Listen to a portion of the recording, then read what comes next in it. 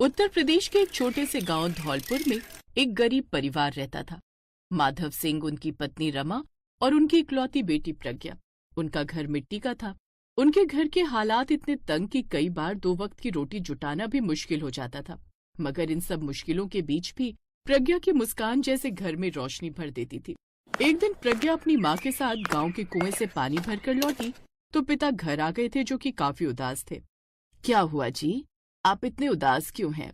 तभी माधव सिंह ने गहरी सांस भरते हुए कहा, रमा, अब तो खेत भी बिक गया। पता नहीं इस बिटिया का क्या होगा। शादी की उम्र भी हो गई। क्या खेत भी गया?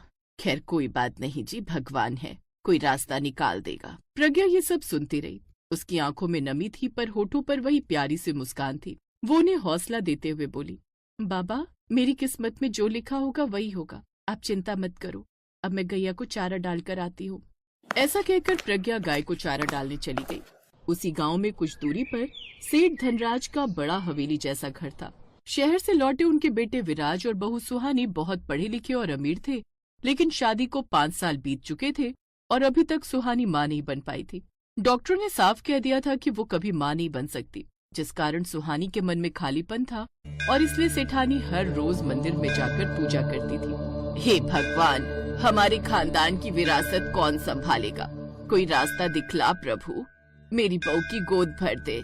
सुहानी और प्रज्ञा भी दोनों एक दूसरे को जानती थी, क्योंकि प्रज्ञा सेठानी के घर काम पर आती थी। बर्तन धोने, झाड़ू लगाने, खाना बनाने तक सब काम करती थी।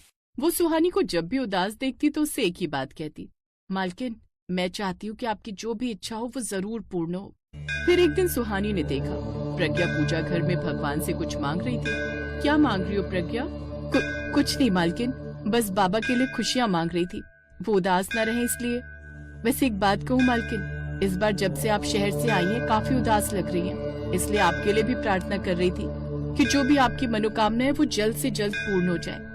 ये सुनकर सुहानी के चेहरे पर हल्की मुस्कान आ जाती है। तुम बहुत अच्छी लड़की हो प्रज्ञा, भगवान तुम्हें जरूर खुश रखेंगे। सुहानी ने कभी भी प्रज्ञा को नौकरानी नहीं समझा। वो उसे काफी प्यार देती थी। वो जब कभी बाजार जाती कुछ न कुछ उसके लिए ले आती। प्रज्ञा, ये सूट तुम्हारे लिए। मेरे लिए मालकिन? लेकिन क्यों? क्योंकि जो सूट मैंने तुम्हें पिछले साल दिया था अब उसमें छेद भी होने लगे, लेकिन तब भी तुम उन्हें पहने रहती हो, इसलिए ये 2 नए सूट लाई हूँ, अभी नहीं पहनना। प्रज्ञा के जीवन में ये पहली बार था कि किसी अमीर घर की औरत ने उसे इंसान समझा था, लेकिन सुहानी का अच्छा स्वभाव देखकर वो बहुत खुश थी। फिर एक रात सुहानी अपने पति विराज से, विराज, मैं तुमसे कुछ कहना चाहती हूँ। हाँ, कहो ना। क्या हम किसी गरीब की मदद कर सकते हैं? किसी का जीवन बदल सकते हैं? आखिर तुम्हारे दिमाग में चल क्या रहा है सुहानी? खुलकर बताओ। विराज, तुम जानते हो अब मैं कभी माँ नहीं बन सकती, तो क्यों ना हम अपना परिवार बढ़ाने के लिए सरोगेसी की मदद लें, उसके बदले किसी गरीब को पैसे दे दें। ये सुनकर विराज चुप हो गया। उसे ये विचार अजीब लगा, मगर सुहानी की आंखों में ममता देखकर उसने हामी भर दी। लेकिन इसके लिए मदद कौन करेगा हमारी? ये सुनकर सुहानी चुप हो गई। इधर कुछ दिनों बाद माधव सिंह अचानक बीमार पड़ गए। बीमारी ऐसी कि दवाइयां भी बेअसर रही, घर में पैसे भी नहीं थे। डॉक्टर ने कहा, इलाज महंगा है, नहीं कराओगे तो इनका बचना मुश्किल है। प्रज्ञा के पास न पैसे थे न सहारा। वो दौड़ी दौड़ी सेठानी के घर पहुंची। मालकिन, मालकिन, मेरे बाबा को बचा लीजिए। मालकिन, आप चाहे तो उम्र भर आपके यहाँ मुफ्त में नौकरी करूंगी। सुहानी ने प्रज्ञा को झट से उठाया और उसे गले लगाया। शांत हो जाओ प्रज्ञा, भगवान सब ठीक करेगा। ठीक से बताओ क्या हुआ? डॉक्टर ने कहा कि 50,000 रुपए चाहिए पिताजी के इलाज के लिए, वरना देर हो जाएगी। ये सुनकर सुहानी के मन में एक अजीब विचार आया, वही विचार जो उसने विराज से कहा था।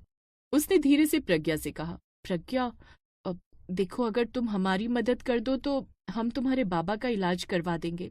मदद? कैसी मदद मालकिन? हम अपने बच्चे के लिए तुम्हारी कोख मांग रहे हैं। हम सरोगेसी की हेल्प लेना चाहते हैं। ये सुनकर तो प्रज्ञा के पैरों तले जमीन खिसक गई।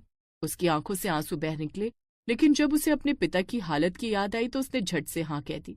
ठीक है मालकिन, मैं इसके लिए तैयार हूँ। फिर विराज और सुहानी ने प्रज्ञा के पिता को शहर के एक बड़े अस्पताल में भर्ती करवाया, जिसके कुछ समय बाद उन्होंने प्रज्ञा को शहर के अस्पताल में भर्ती करवाया। वहाँ सब कानूनी कागजात बने, जैसे सरोगेसी एग्रीमेंट।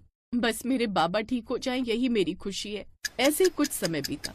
इधर प्रज्ञा के पिता धीरे धीरे ठीक होने लगे, मगर गांव में तरह तरह की बातें फैलने लगी। अरे सुना है उस प्रज्ञा ने अपनी कोख का सौदा किया है।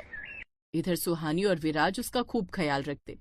ये लो प्रज्ञा, ये फ्रूट और ये जूस और ये नारियल पानी तो जरूर पीना। ऐसे ही 9 महीने बीते।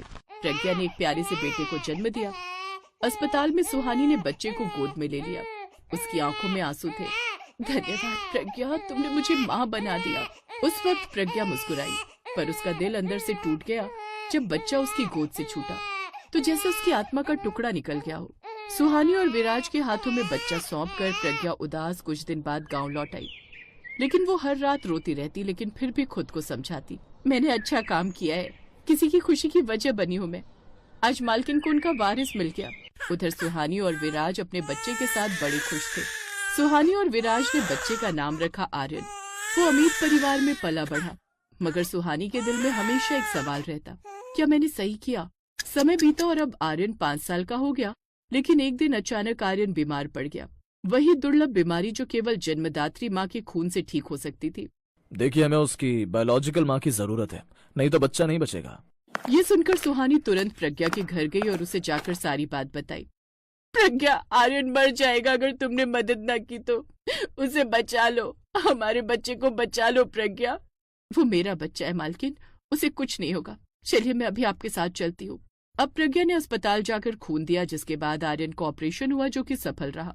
कुछ दिनों बाद सुहानी और विराज दोनों प्रज्ञा के घर गए। प्रज्ञा, हमने तुम्हें बहुत दुख दिया। हम चाहते तुम आर्यन की जिंदगी का हिस्सा बनो। मुझे कुछ नहीं चाहिए मालिक, बस कभी कभी उसे दूर से देख लूंगी। नहीं प्रज्ञा, तुम उसकी माँ हो। 2 माएं मिलकर ही अब उसे बड़ा करेंगी। उसे मेरे साथ साथ तुम्हारी भी जरूरत है। ये सुनकर प्रज्ञा बड़ी खुश हुई।